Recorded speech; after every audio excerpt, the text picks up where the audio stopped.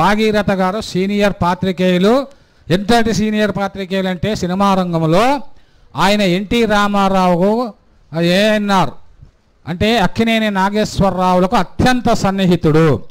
అంతేకాకుండా రామారావు గారి పైన మొట్టమొదట భారతదేశంలో సమగ్రమైన పరిశోధనలు చేసి ఆయన శకపురుషుడు అనేటువంటి ఒక 400 పేజీల పుస్తకాన్ని మొట్టమొదట ప్రచురించినటువంటి ఎన్టీఆర్ లిటరేచర్ కమిటీ ద్వారా టిడి జనార్దన్ గారి సహకారంతో ప్రచురించిన వ్యక్తి.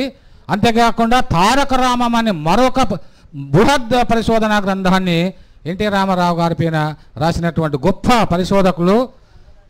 అంతేకాకుండా ఆయన దాదాపు ప్రముఖ సాహితీవేత్త, ఒక 20 పుస్తకాలు రాశారు. అందులో నాగలాదేవి అనే చారిత్రకాత్మక కృష్ణదేవరాయల యొక్క ప్రేమ కథను గురించి రాసినటువంటి గొప్ప మరి నవలాకారులు.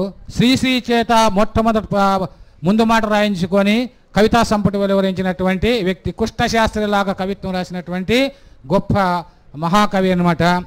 అటువంటి వ్యక్తికి ఈరోజు మేము జీవన సాఫల్య సాహిత్యంలో జీవన సాఫల్య పురస్కారాన్ని అందజేస్తున్నాం. ఒకసారి మీ కరతాళ ధ్వనులు.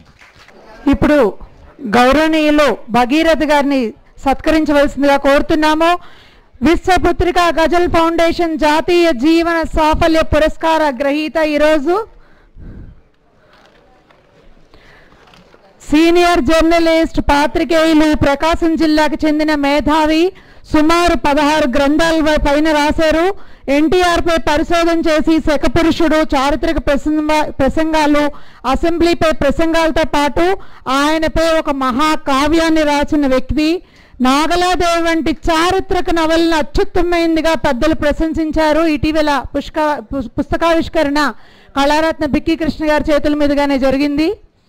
వారికి ఈరోజు సత్కరించడం ఎంతో ఆనందదాయకంగా ఉంది. పేరు కూడా చూడండి, భగీరథ గారు అని పెట్టుకున్నారు.